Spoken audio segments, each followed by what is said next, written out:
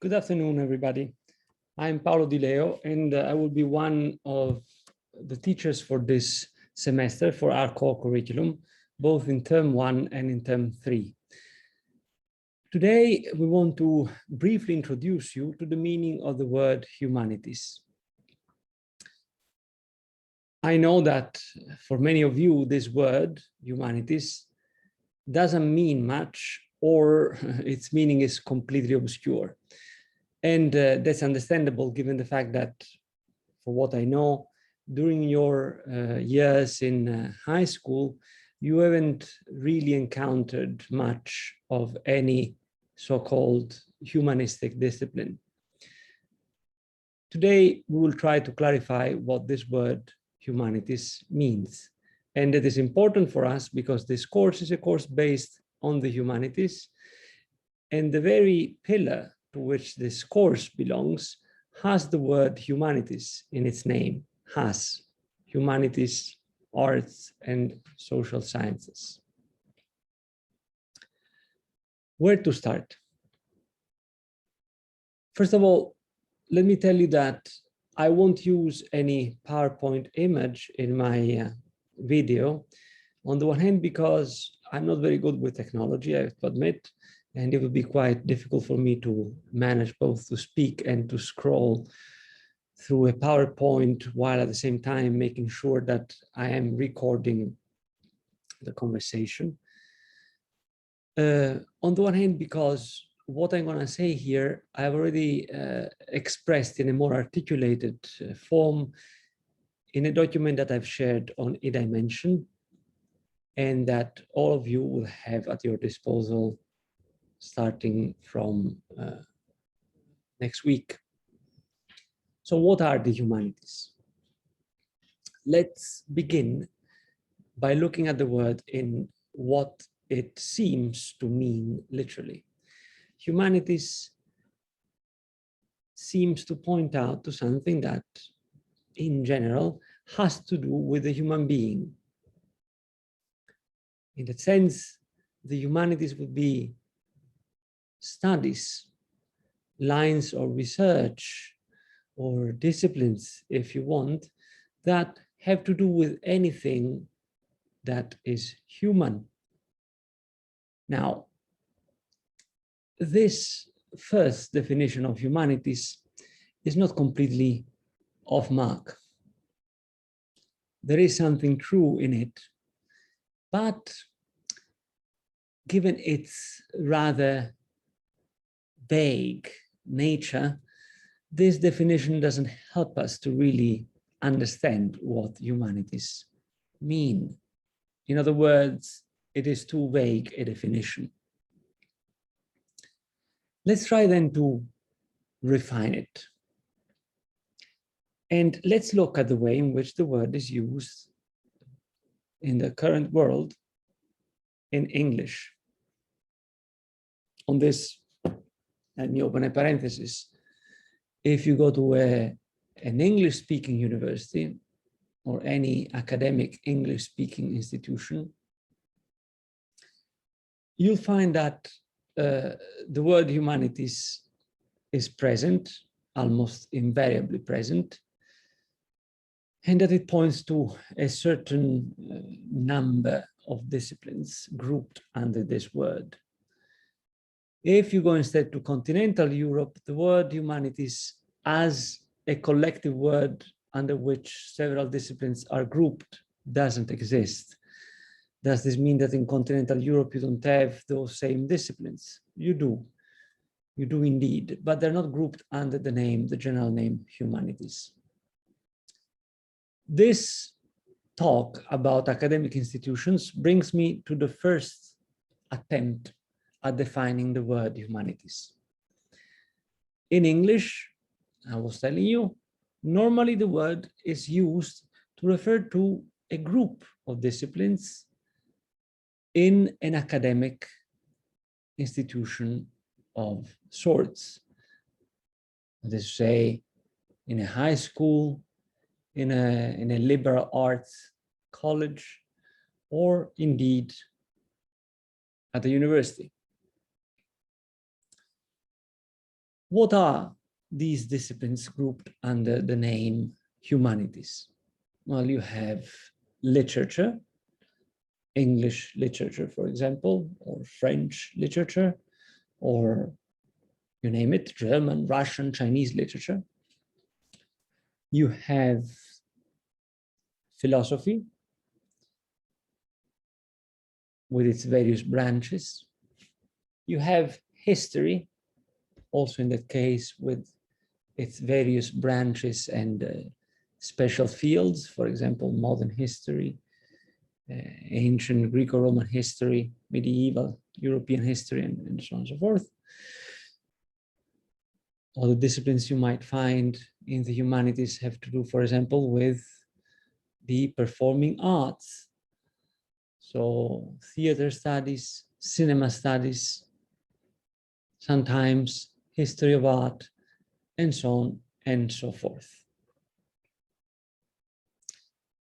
Opposed, or rather, let's say parallel to this grouping under the word humanities, there is the grouping of the so-called hard sciences, which in the past were called also positive sciences, which are those physics, chemistry, engineering, and so on, biology, and so on and so forth. So if we stay at this first, more precise, more circumscribed definition of the word humanities, then we might come to the conclusion that humanities means all those disciplines that have to do with certain particular activities of the human being, such as I said before, literature, philosophy, and so on and so forth. And as such, they are opposed to another group of activities typical of the human being, namely the sciences, the hard sciences. However, this definition is not totally satisfactory. And that's because it is an extrinsic, not an intrinsic definition of what the humanities are. What do I mean by that? I mean that this definition rests on a criterion that doesn't tell us anything regarding the essence, regarding the real nature of the humanities. It gives us something that comes from another point of view, an external point of view, namely that of university organization. To be even clearer, any academic institution, in order to conduct both teaching and researching activities, needs to divide labor, needs to allot to each different person a different kind of field of application for her, his teaching or researching activities. For example, I spend most of my time reading, teaching, writing on philosophy, and particularly ancient Greek philosophy and 20th century German philosophy. I do not spend my time reading, studying, researching on physics, for example, or for that matter, Latin literature or English literature. Hence, within the framework of a university system, I am put in a certain particular and self-contained field. But I'm a humanist. That is to say, I'm one that practices something that has to do with the humanities. So there must be something to this word humanities that is more substantial than the labor-based division that we have just referred to. We have to try and get to this more essential characteristic of what the humanities are. In order to do so, we have to go back to the root of this word, namely, where does this word come from? Now, I hope you know that words don't fall down from up above. Words are like all things that have to do with the human beings, facts that emerge in time, through time, that is to say, that emerge throughout the development of human history. In that sense, words are each time the sign that a new understanding of reality has emerged, and this new understanding of reality has taken hold of the thinking of an entire culture. So it is always advisable when dealing with a word whose meaning for us today is opaque, obscure, not fully graspable, it is recommendable to go back to its origin, namely when in history that word first emerged, and what did it mean when it first emerged. The opaque meaning that we deal with today can be shed light upon by looking at the first moment in which that word emerged to human consciousness. So, regarding the word humanities, when is that first moment? Right before I use the word humanist to describe the kind of work I conduct and all my colleagues here in Haas conduct. I didn't use that word by chance. In fact, the word humanities comes from the word humanism. What is humanism? Let me start by saying that humanism refers to a cultural phenomenon started in the 1300s, that is to say, towards the end of the so-called European Middle Ages, and a phenomenon that stretched out throughout the entirety of European and Western history up to the middle of the 20th century, and as a concept is still present in Western culture. Moreover, this concept is not just any concept. It's not in European consciousness and in Western consciousness. When I say Western consciousness, I think mostly of the world inhabited by Europeans and descendant of Europeans. So this word, this concept in the Western world is not just any concept. It's not a concept that one can dispense with if one wants to understand what Western culture is about. In fact, this concept is central to European and Western civilization, so central that its apparent decline since the beginning of the 20th century hasn't stopped, even so far, to stir a lot of controversy and to occupy the minds of many great thinkers.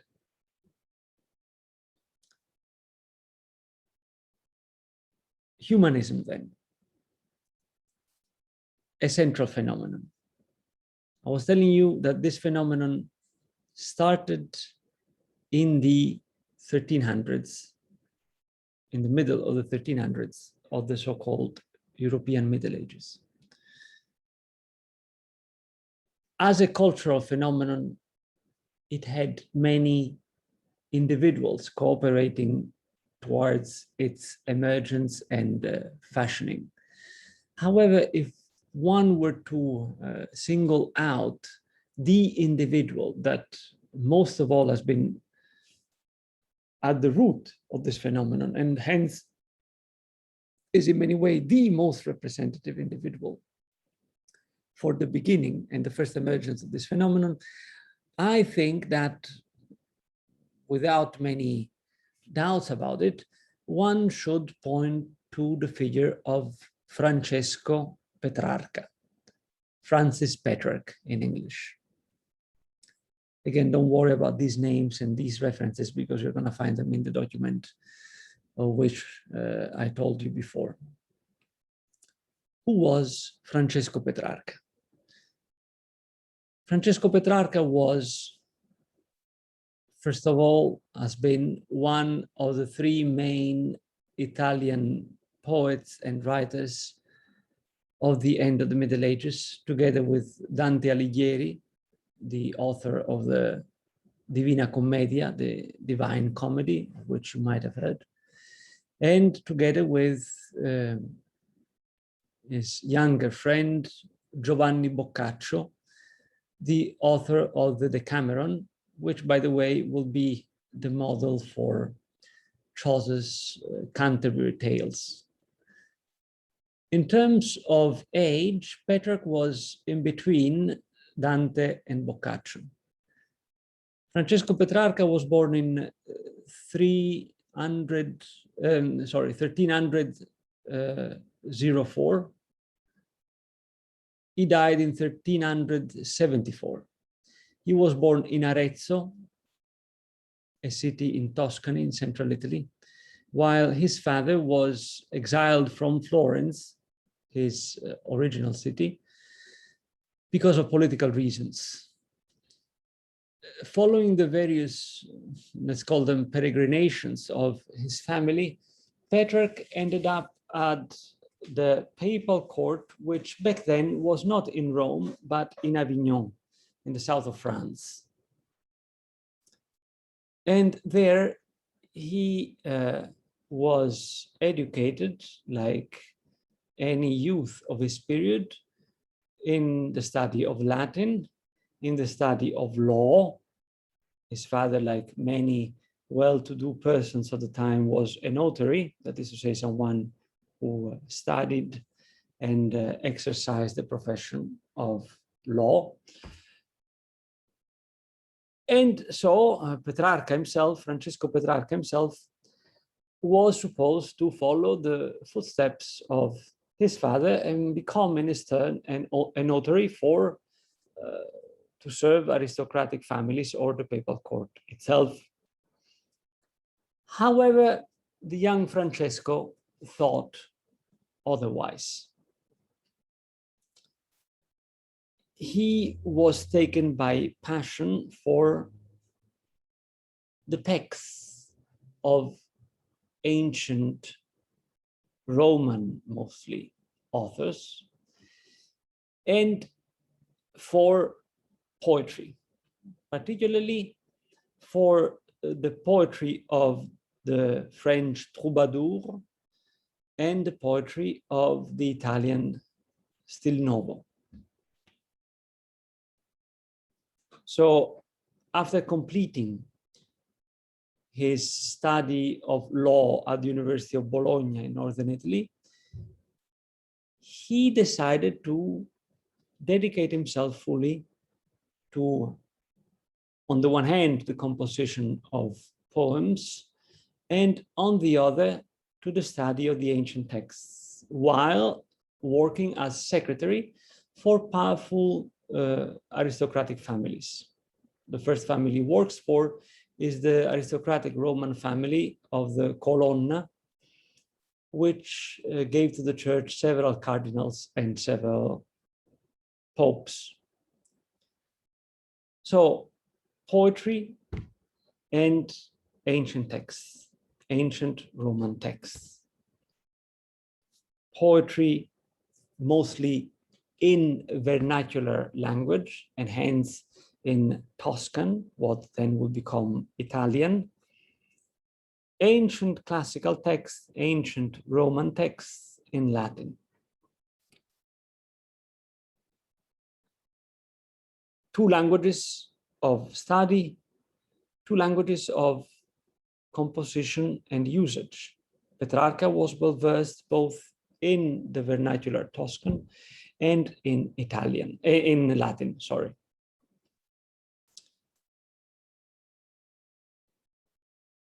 Let's focus on this study that Petrarca conducted of the ancient texts.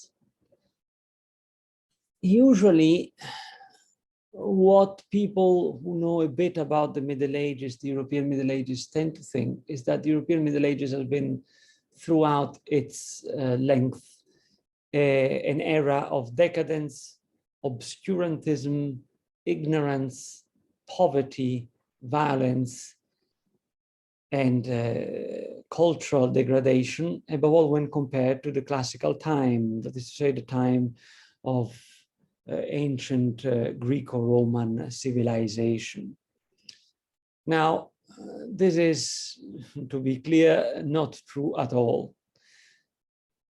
Indeed, during the long stretch of time that we call Middle Ages, more than 1,000 years, there has been a period of decadence and cultural degradation.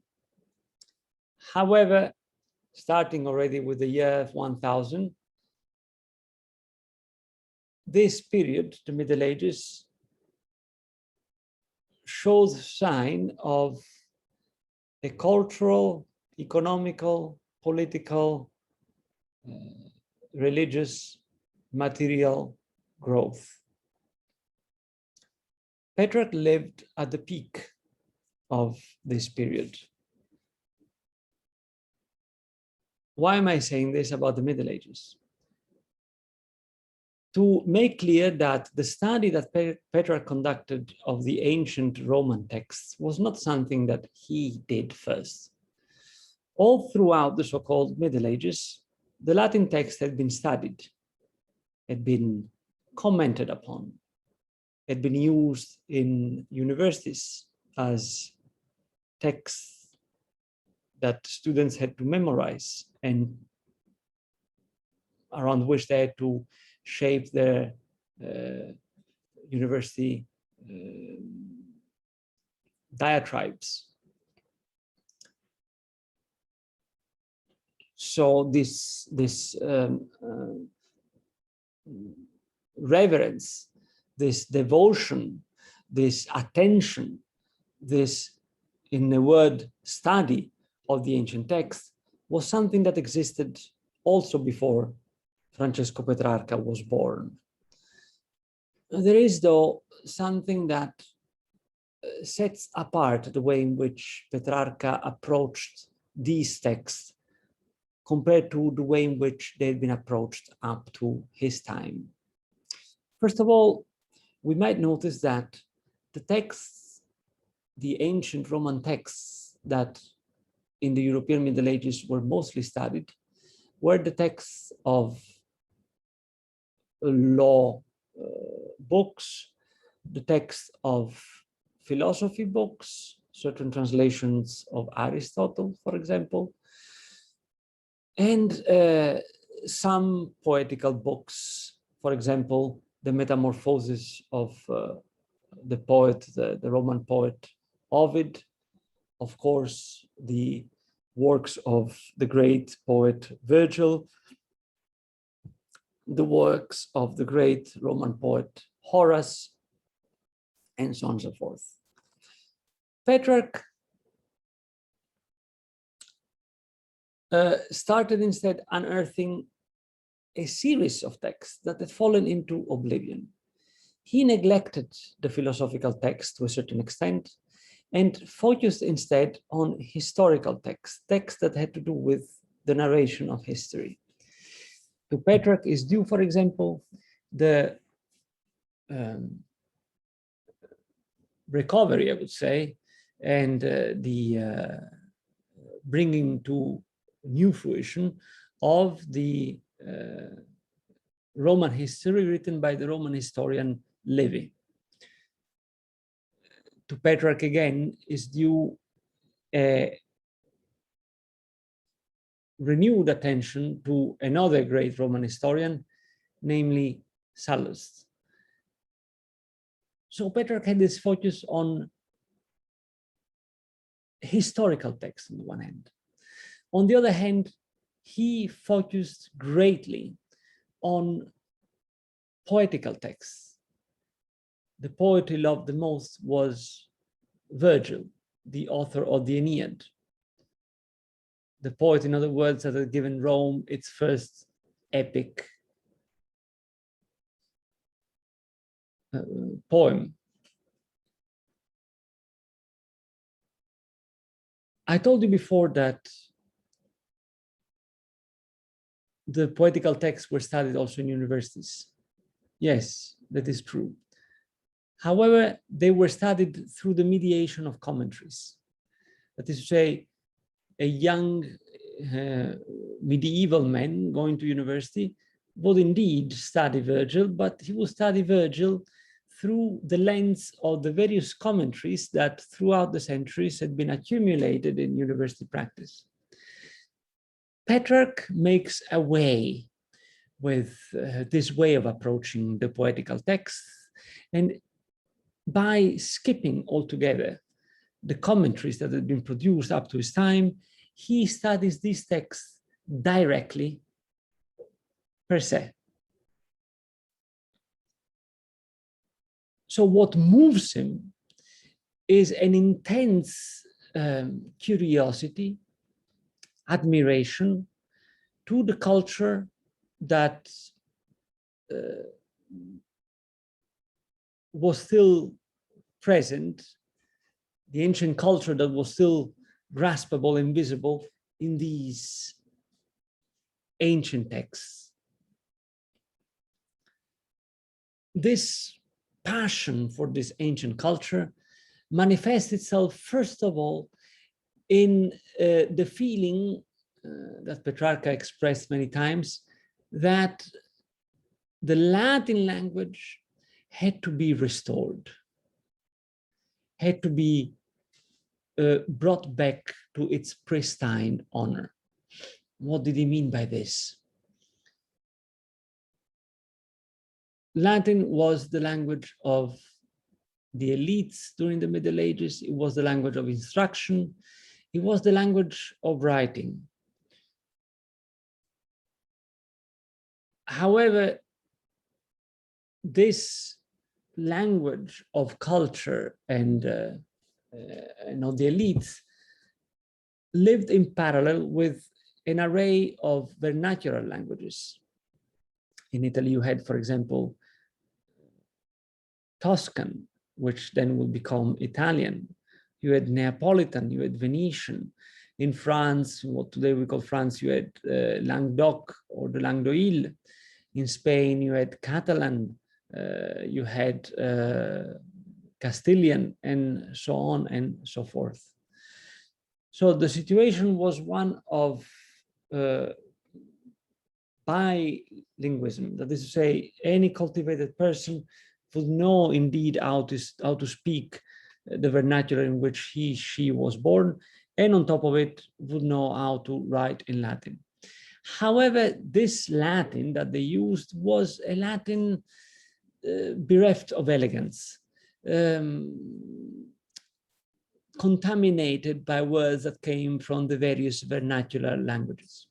So Petrarch wanted to restore Latin. And why to restore Latin? Why to bring Latin to the splendor that was its own during the classical period, during the period of the Roman Empire? Because Petrarca believed that it is through language that we can fully appropriate ourselves of our ideas, and we can fully master our realities. So the approach that he has to these texts, is one whereby what he tries to do is to unearth a core in these ancient texts that points out to a possible different way of being human compared to the way in which he and his time were living. To put things in even clearer terms, the difference in the approach of Petrarch to the ancient texts compared to the approach typical of the medieval universities was one whereby Petrarch felt in these texts an element of cultural difference, such as to point to a different way to be human. From this, the question, what does it mean to be human?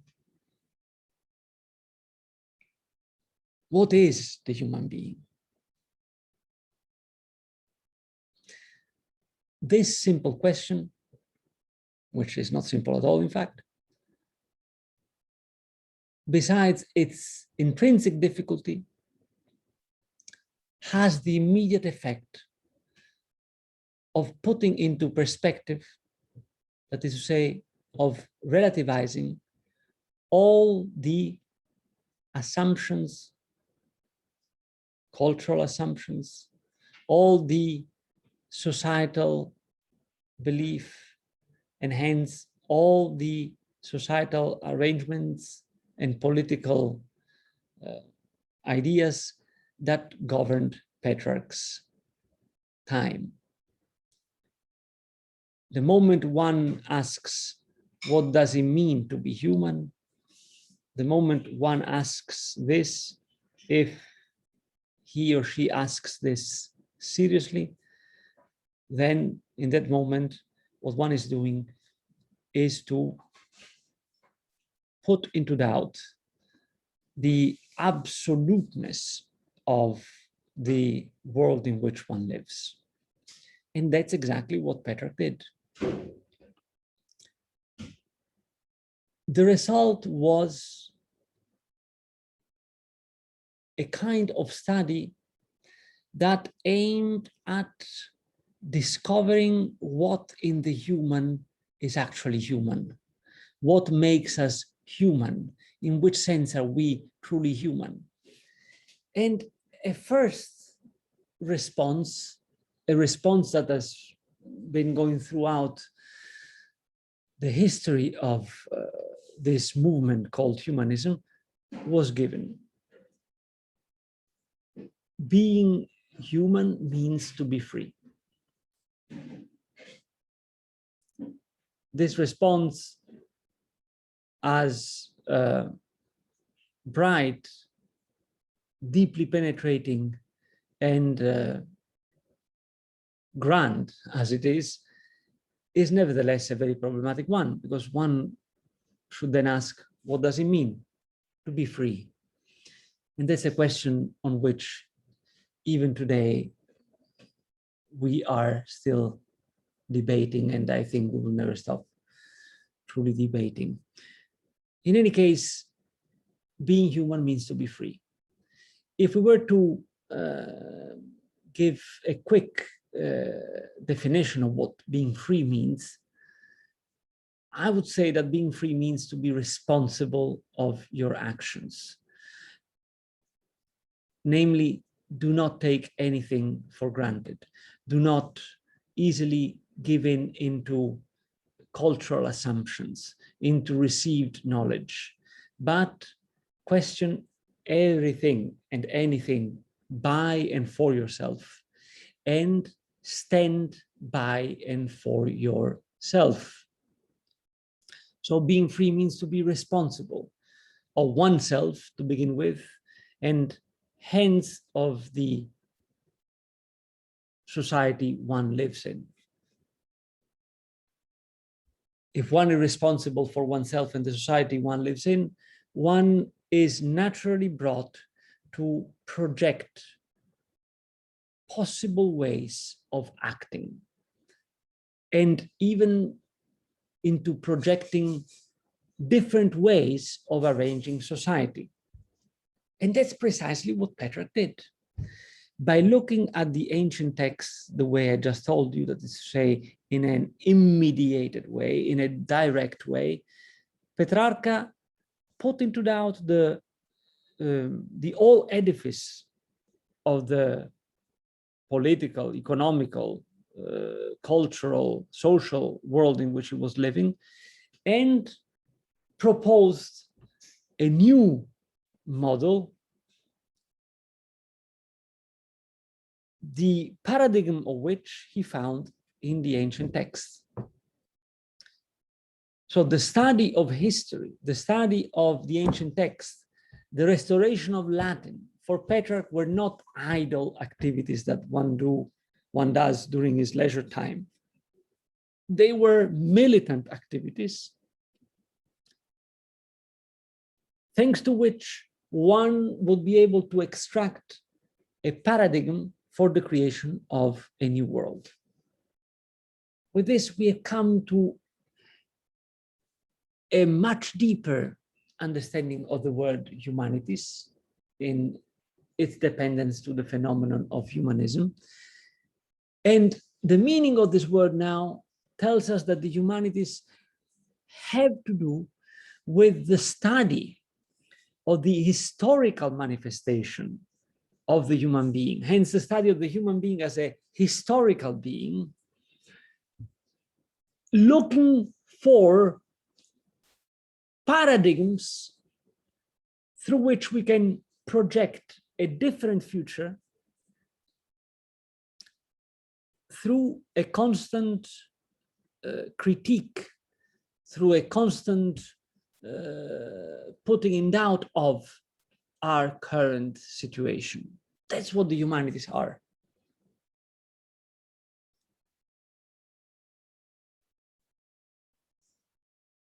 As such, the humanities have to do, in fact, with anything that is human, as I was saying in the very beginning.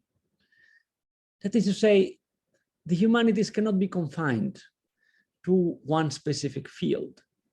The humanities have to do with the totality of human activities as they unfold throughout history. Let me be clear about this point. What does it mean to say that the humanities have to do with the totality of human activities that unfold through history? It means to say that the humanities occupy themselves also with the study of physics, for example. Not as physicists, though, not from the point of view of physics, but from an external point of view to physics. The humanities ask the humanistic approach asks, what does it mean to look at the world from the point of view of physics? What are the theoretical, cultural, anthropological, political assumptions that beset the approach typical of physics to the world? The humanities can and do study biology. Again, not the way in which a biologist studies biology, but in a way whereby the tenets, the cultural, theoretical, political, ideological assumptions of the tenets of biology are scrutinized, are put into doubt, are called into question. In the very same way, the humanities can study any other human discipline, any other human activity. So the humanities represent that kind of approach to to the development and the appearance of human activities throughout history, that kind of approach whereby the question regarding the meaning of these activities is asked. To be even clearer, a physicist doesn't ask, what does it mean to work as a physicist? And why am I a physicist? A humanist does.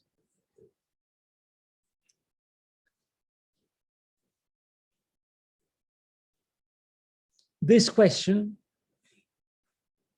what does it mean to be a physicist? Why do I act as a physicist?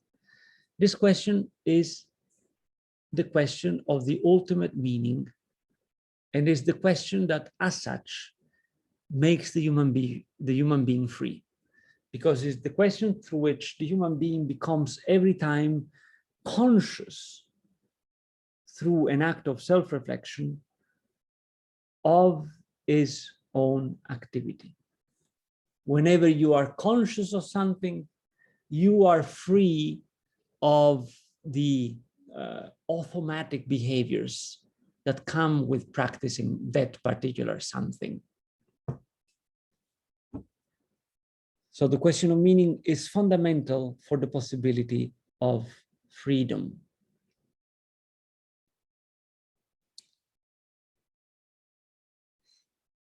I told you before that in terms of disciplinary organization, the humanities encompass different disciplines: philosophy, history, literature, history of art, history of theater, and so on and so forth. Are all these disciplines to be put on the same level, or to put things in fairer terms? Which are among these disciplines the ones that mostly put forth the question of meaning that I referred to before? Well, these disciplines are philosophy and history, and between the two, chiefly philosophy. Philosophy is the question that is the discipline that by its own nature poses the question of meaning.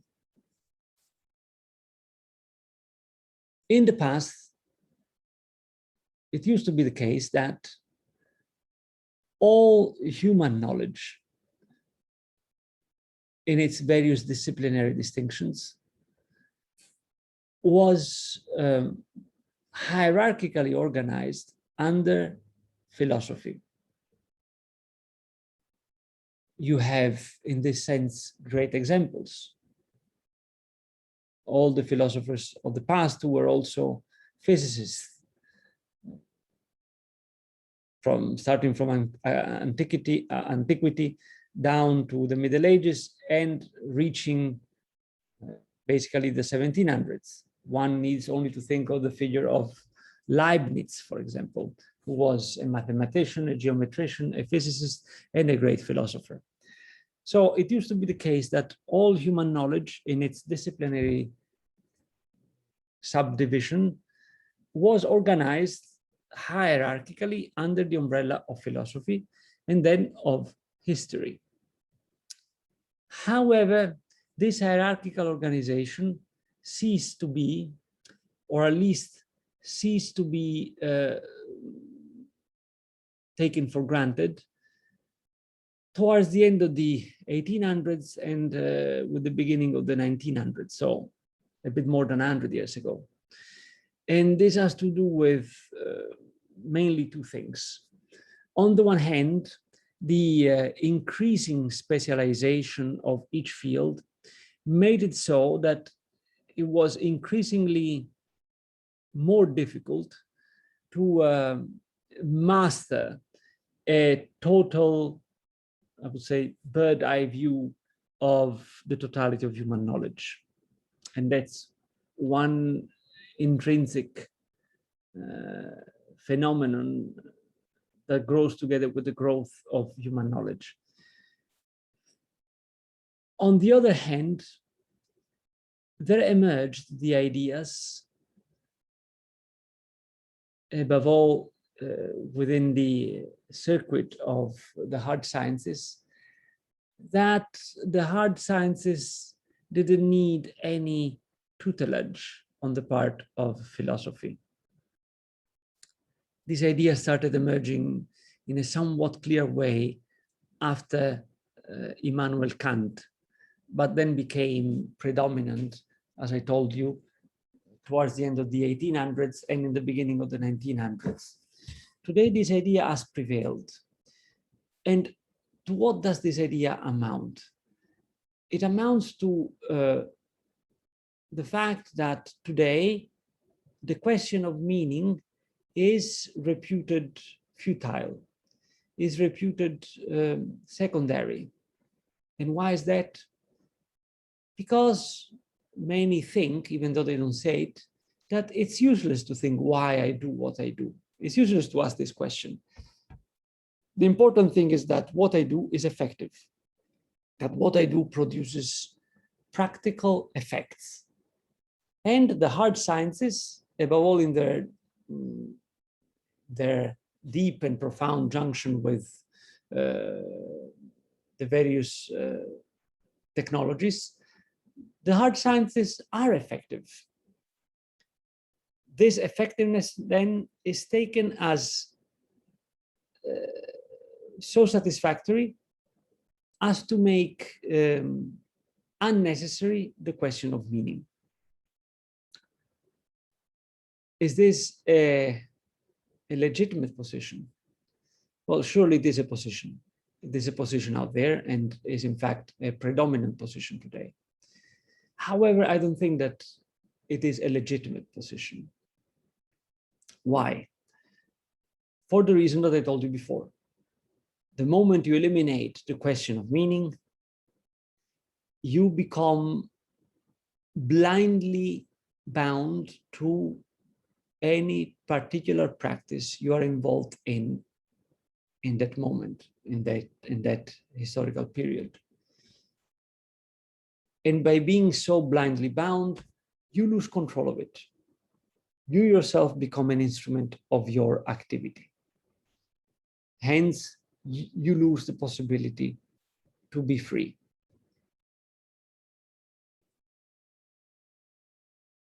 But if you lose the possibility to be free, are you still living fully as a human being?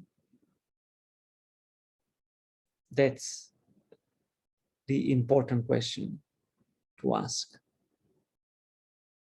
The period in which we live is a period in which the humanities and their role have come into a deep crisis. This crisis is particularly apparent in the English-speaking world, in which the various academic institutions are slowly but steadily pushing the humanities outside of their field, their frame of preoccupations. Here in Asia, the humanities have almost no role at all, nor there is a clear understanding of what they are about. And this is particularly apparent in a reality like Singapore, for example, in which, for what I know, the humanities play basically no role in higher education. However, the Singaporean government has realized and has started appreciating how central the humanities are for the free development of the human being, hence for the possibility of creative, so-called thought. And that's why you are here today in Haas listening to an old man that tells you about the meaning of the word humanities. This journey on which we are embarked together is a journey in which we're going to discover what means to be human and what kind of different answers have been given to the question regarding what we are and what our freedom should be like. I thank you for your attention. I am at your disposal for any inquiry you might have. You can contact me through my email. And with some of you, I will meet in class starting from next week. Thank you very much and have a good day.